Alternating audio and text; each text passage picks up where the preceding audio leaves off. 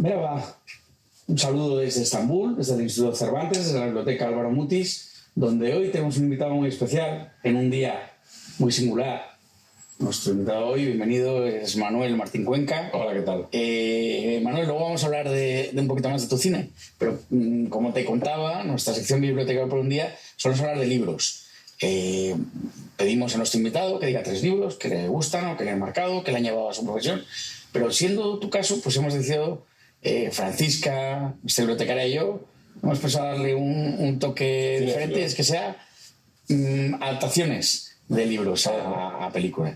Me han sorprendido un poco tus elecciones, pero vamos a ir mirando. La más convencional sería la primera, que sería la tía Tula, ¿no? Unamuno, que lo tenemos. Bueno, ¿qué te lleva?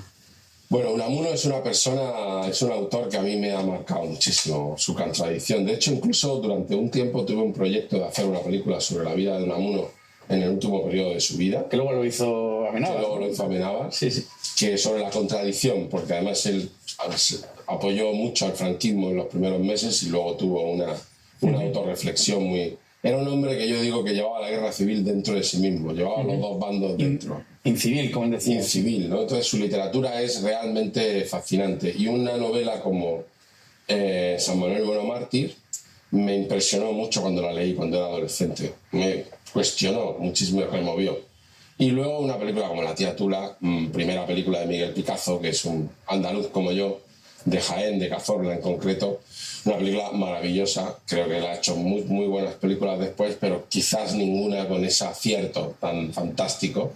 Es como casi incluso superior a la novela, o no vamos a compararla porque Unamuno es grandísimo, pues es inevitable, es una de las obras maestras del cine español.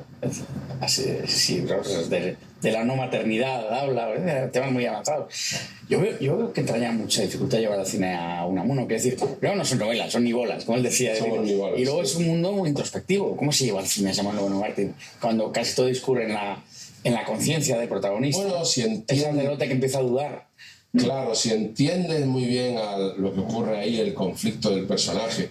A veces asociamos, yo creo que la formada influencia del mal cine americano, porque hay un grandísimo cine americano, del cine, la acción, a las cosas externas, ¿no? Persecuciones, coches, no sé qué, drogas, tal, pistolas. La acción es interna. Y de hecho la literatura nos enseña mucho en ese sentido, que la acción, la que nos mueve, el movimiento emocional poderoso es interno. Entonces el cine es capaz de captar eso. Es un elemento, hay grandísimos películas de Dreyer o desde... De Dreyer, de todo, pasando por Bresson, todo el cine francés y en el cine español. Bueno, en el cine oriental, digamos. Y en el cine oriental, digamos, y en el cine español hay una tradición fantástica de cineastas. Veníamos hablando de Carla Simón ahora, que podría ser... De Carla Simón, que dice aparentemente no pasan muchas cosas, pero pasan grandes cosas. Carla Simón en la actualidad, pero si nos remontamos atrás, por supuesto Miguel Picazo, Fernando Fernán Gómez, que fue un cineasta fantástico, Manuel Murotti, que fue otro cineasta fantástico, Buñuel, Berlanga, Almodóvar ahora mismo. O sea, realmente yo creo que el cine es un elemento, es un arte capaz de captar el interior del ser humano. Y si lo entiendes como cineasta, la novela, y sabes no ser fiel a la novela, pero traicionando la novela, traicionando la letra, una adaptación, necesitas traicionar a la novela para serle fiel. Eso lo he hablado con los actores con los que yo he trabajado. Creo que, por ejemplo, San Manuel Mártir nunca me lo he planteado, pero estoy seguro que hay una película fantástica. Sí. Yo recuerdo que hay una película de Abel Sánchez también, ¿verdad? Hay una recreación. También hay una película de... Unamuno ha sido adaptado yo te digo que La tía Tula es una... Citas a Buñuel, la verdad es que Buñuel quizás sea... Bueno, siempre buscaba mucho asidero también literario en sus películas. Hay muchas adaptaciones, ¿no? Son muchas adaptaciones, algunas de libros no... Sí, bueno, esa amistad... En secuencia de tiempos entre comillas, entre Buñuel y Galdós, ¿no? Sí, exactamente. Muy evidente. Pues una película como Él, que es una... La de los celos, La de los celos. O una película que a mí me encanta, Ensayo de un crimen, de Archibaldo de la Cruz, también es una adaptación. De la época mexicana. De la época mexicana. Además, de hecho, siempre se dice entre los cineastas, esto es una cosa como que... Revela secretos, por favor. Revela secretos, no está siendo grabado. No. Que no hay que adaptar grandes novelas. Es decir, que es mejor adaptar una novela que contenga algo que tú crees que se puede convertir en una película. ¿Por qué los cineastas, que sois gente intrépida en todo, nunca ha habido una adaptación de 100 años de soledad? Que es pura imagen y puro sabor y puro color. Va a haber una adaptación ahora. Los hijos han vendido la adaptación a Netflix, van a hacer una serie sobre 100 años de soledad. Rodrigo García, que es uno de sus hijos, que es director de cine, un gran director de cine. Él es tan inteligente, yo lo conozco, en el Vive de Los Ángeles, que él no la va a hacer. A ver, porque todo el mundo tiene una película en su cabeza de 100 años de soledad. Sí, bueno, y la palabra es tan poderosa que es muy difícil. Y es muy difícil. Entonces, ese ritmo que tiene esa prosa rítmica. Claro, te vas a comparar todo el rato. O Pedro Páramo, también ha habido intentos de hacer una adaptación de Pedro Páramo. Yo recuerdo haber visto de pequeño, un poco más de pequeño, una adaptación del Ulises Joyce, ¿no? Que ya decir, es imposible. Claro. O Hay una maldición en el cine, siempre se dice, en la que todo el que intenta adaptar a Cervantes, a Quijote, acaba mal. Sí. Y en cierto sentido, sí, pero que es una novela que dices, a ver, ¿cómo te comparas? Entonces es mucho... Hitchcock decía que él siempre elegía novelas pequeñitas, novelas que no fueran especialmente buenas, pero que contuvieran algo que a él le interesaba, y entonces tienes ventaja sobre eso. ¿Quién halló Houston y Hemingway esa apuesta de dame tu peor novela y yo te voy a hacer una gran película? Eso, ¿no? Es, claro. Tener y no tener, ¿no? Por ejemplo, sí, exactamente, ¿no? Sí. Entonces es muy difícil adaptar. Entonces te metes en un... porque la novela y la película tienen que ser diferentes. O sea, la novela está escrita, la novela es lo que es, y la película tiene que convertirse, está en manos de un director, también de todo un equipo guionista, pero se va a convertir en una cosa diferente. De hecho, cuando no se convierte en una cosa muerta. Por ejemplo, me estoy acordando de la novela de Vargas Llosa, la que hizo, no recuerdo el título ahora, fíjate, estoy hablando, la que hizo sobre la historia del dictador dominicano, sobre Trujillo. La novela es fantástica, pero la película, que la hizo el sobrino de Vargas Llosa, es la novela clavada. Y es una película completamente muerta.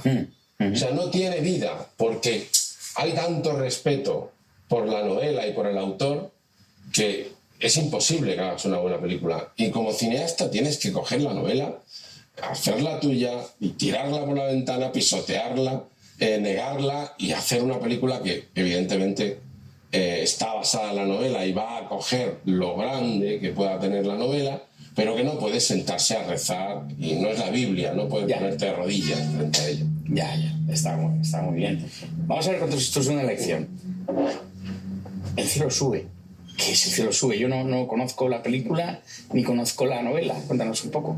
Bueno, porque la has escogido, sobre todo. Sí, El cielo gira. Yo, de hecho, El cielo gira. El cielo sube es una película de Mercedes Álvaro, que es una documentalista. El cielo gira, sí, es una cosa curiosísima. Es un director español, catalán, casi medio francés ya, que es Marrecha. Marrecha es un cineasta muy experimental, súper interesante, como Albert Serra. No sé si los comparo a ellos, me dirán, ¿por qué los comparáis? Pues son dos cineastas.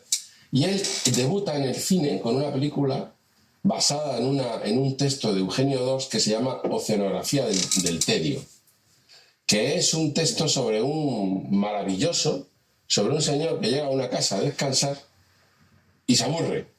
Y a las 5 horas de estar aburrida, decide irse de esa casa de campo.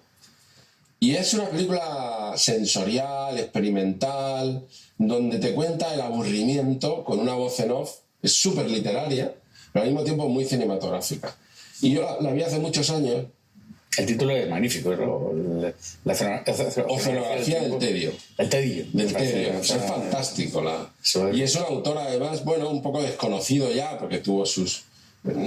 quizás no es uno de los autores ahora que más suenan, Eugenio II. Ahora es su nieto, Pablo, que estuvo con nosotros haciendo... Pero es un fantástico autor y una película fantástica, y él elige y hace una película totalmente irreverente, con una voz en off, usando el texto, y la situó en una época contemporánea, en los años 90, y me parece una película excelente.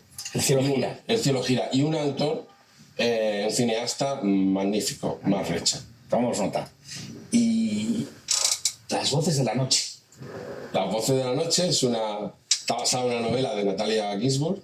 Es italiana, ¿no? Es italiana, sí. Es una escritora fantástica, impresionante. Quizás su director, Salvador García Ruiz, que había hecho ya películas como Mensaca, que era también una actuación de Mañas, o había hecho otra película que se llama El otro barrio, y esta era su tercera película. Él se atrevió a adaptar a Natalia Ginzburg, que era, ostras, o sea, estás adaptando a una de las grandes. O sea, son palabras mayores. Y fue una película, para mi juicio, tremendamente, injustamente olvidada en su momento. Una película magnífica que habla sobre una relación personal, íntima, de pareja. Él la traslada a Girona, la rueda en Girona. La interpreta Laia Marul y Tristán Ulloa. Y es una película que se olvidó pronto, y creo que es una de las grandes joyas a reivindicar. El libro y, en este caso, Salvador García Ruiz, Las voces de la noche. Es una película magnífica. La recomendación es excelente. Y a mí me apetecía como salir un poco del tiesto, ¿no? Es decir, bueno, evidentemente pongo una que es La tía Tula, que es innegable, nadie puede discutirme que es una de las grandes adaptaciones, pero también quería poner dos para abrir un poco, decir, oye, a ver si alguien se acerca a estos dos grandes cines. Estoy convencido de que nuestros espectadores van a tomar nota. No quiero cerrar sin recordar que también buena parte de Vuelve a tu cine está inspirado en éxitos literarios, ¿no? Me viene a la cabeza pues La flaqueza del bolchevique, de Lorenzo Silva. Cuéntame un poco qué te lleva a hacer ese camino de las musas al teatro, del libro a la cámara. Si tú lees el libro ya lo estás pensando en imágenes, en fin, ¿cómo funciona? Pues mira, yo creo que una película necesita básicamente un impulso, una semilla, cuando empiezas a escribir el guión, yo le llamamos una premisa, que es un concepto que encierra como un dilema en sí mismo. Por ejemplo, en Caníbal una premisa es un asesino que se enamora de su víctima. Eso es una premisa. Otra, como si te enamoras de la que vas a matar, ¿qué vas a hacer? Y esa premisa, ese concepto lo puedes coger o de la realidad, de tu propia experiencia. El amor de Andrea está más cercano a mí. O lo puedes coger de un libro que te atrapa. Yo leo muchas novelas, algunas me parecen maravillosas, pero no considero que haya ahí una película. Y leo otras novelas que de pronto digo, ostras, y me atrapa aquí en el estómago y digo, aquí hay una película que puedo dirigir yo. Eso le decía a Lorenzo de broma, digo, tú en realidad has escrito este libro para que yo haga la película. Entonces cuando yo leí ese libro, La flaqueza del bolchevique, yo había ido a Madrid, había sentido ese tedio con la ciudad, ese enfrentamiento, ese estar en un lugar. Había sentido muchas cosas que el personaje siente. Y leí la novela y dije, aquí hay una película que yo puedo dirigir y que puedo dirigir bien. Entiendo, yo no soy ese personaje, no soy un abogado de tal, pero entiendo lo que le pasa a ese personaje. Eso es lo fundamental.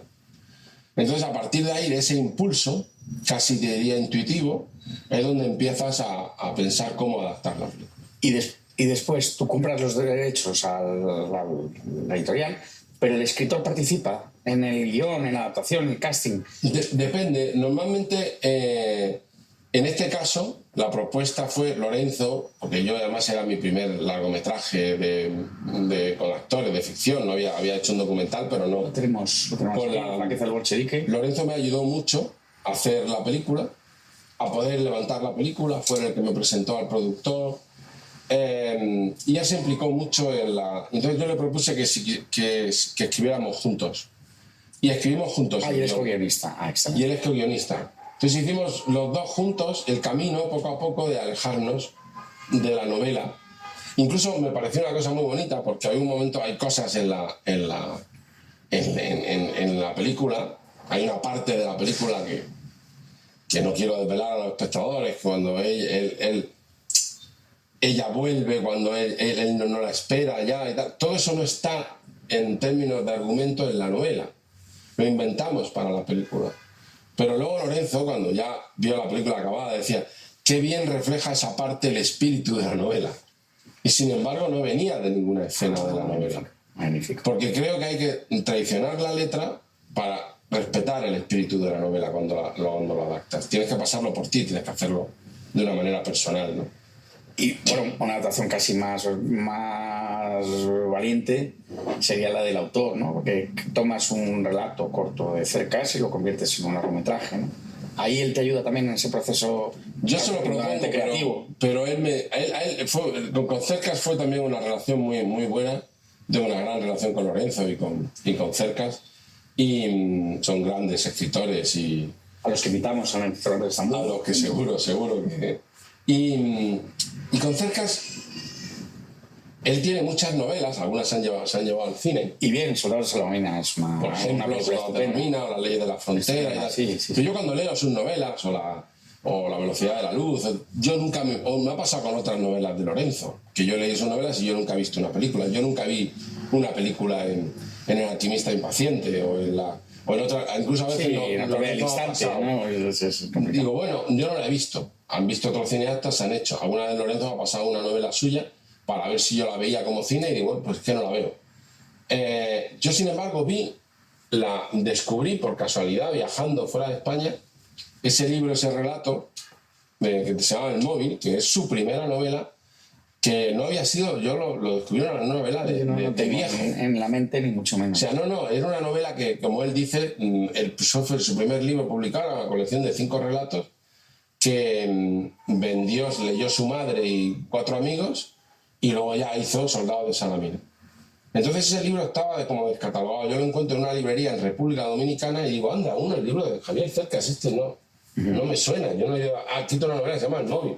Veo que es antigua, la leo y digo, aquí hay una película.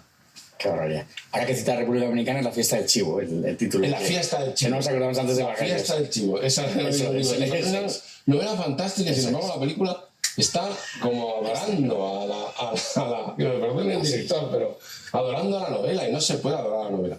Yo veo El móvil y digo, aquí hay una película. Porque además, bueno, por muchas razones, no voy a hacerme porque estamos en una... extenderme. Pero... Y además la veo con Javier Gutiérrez. Yo leo y digo, aquí hay una película con Javier Gutiérrez haciendo de este señor que quiere ser un gran escritor y en el fondo es un inútil o un ridículo o un genio, porque no lo sabemos. Y además lo que me conecta con eso es que en realidad cualquier artista puede ser un idiota o un genio. Y en realidad lo único que diferencia es que alguien viene de fuera y te dice, lo que has escrito es magnífico. Pero esa especie de inseguridad del lugar en el que cuando te expones y escribes, tú no sabes, porque el otro es soberbia, es un lugar muy curioso. Entonces a mí me parece que todos estamos en ese. Estos días hemos tenido a Benjamín Prado con nosotros y dijo una cosa muy bonita, que decía que le gustan los encuentros con lectores, porque claro, el trabajo del escritor es muy solitario. Entonces lo dijo de una manera muy bonita, porque dice, está muy bien descubrir que hay gente al otro del libro, ¿no? Claro. Que hay quien te lee, quien te acoge y quien se emociona con tus escritos, como con tus películas.